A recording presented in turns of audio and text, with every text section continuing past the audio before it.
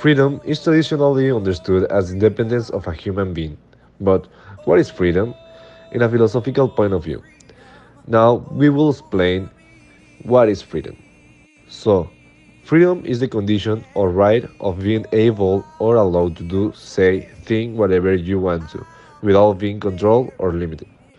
Many people around the world has had an idea of freedom, but only a few has had the opportunity of really show us a meaning of freedom.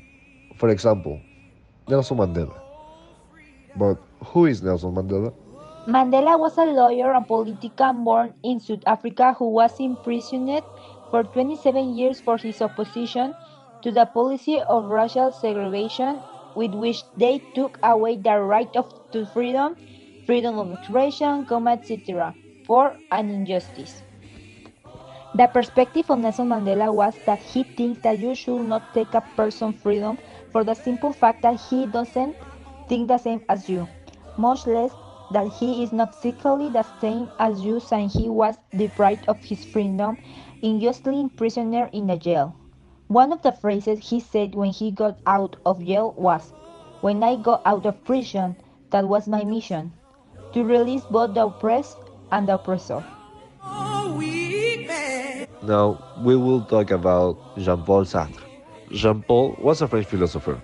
He served in the Second World War with the French army, during which he was a prisoner for 1 year. After regaining his freedom, Jean-Paul returned to France, and he started to think, what does it mean be free? He thought that freedom is what precedes each act, and it is considered individual, since we are born and die in total solitude, so one can decide on their own acts, things that not even the moral and the ethics are device factors in our choices. So, now, what about the perspective of Nelson Mandela and Jean Paul? So, both of them have the same perspective of freedom, but Jean Paul only said what does it really mean be free, and Nelson Mandela applied that freedom in Africa.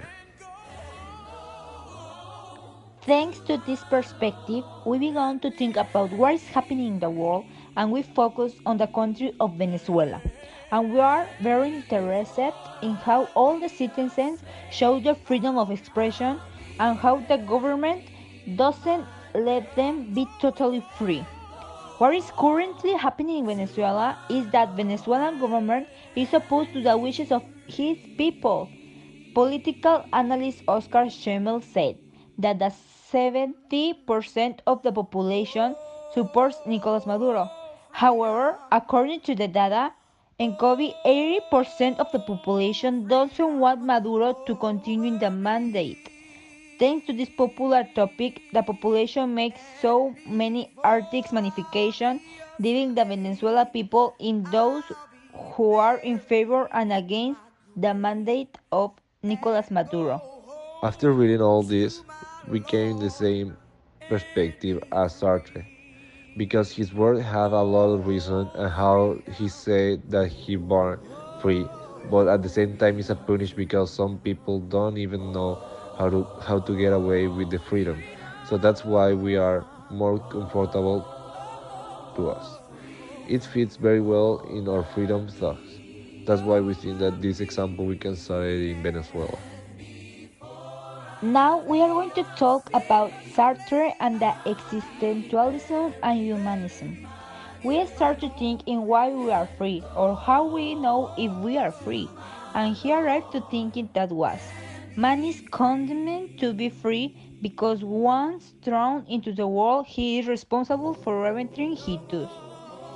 So he said that we are free every day of our life till we work till we die. All depends. Jean-Paul Sartre believed that human beings live and in constant anguish, not solely because life is miserable, but because we are condemned to be free, while the circumstances of our birth and upbringing are beyond our control. He reasons that once we become self aware, we have to make choices, choices that define our very essence. Sartre's theory of existentialism states that existence precedes essence. That is only by existing and acting a certain way do we give meaning to our lives.